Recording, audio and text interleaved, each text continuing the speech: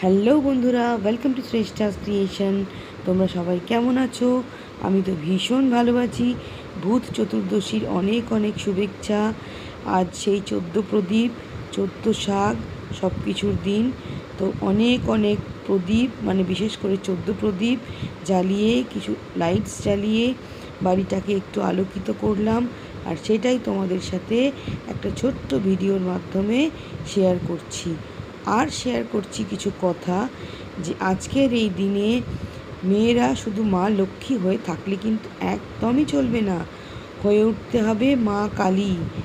কারণ এই যে ভূত চতুর্দশী, রাস্তার মধ্যে যে জ্যান্ত ভূতগুলো আমাদের মেয়েদের ক্ষতি করার জন্য ঘুরে বেড়াচ্ছে, আর আমাদেরকে প্রোটেকশন দেওয়ার জন্য আমরা নিজেরা ছাড়া এই মুহূর্তে কেউ নেই।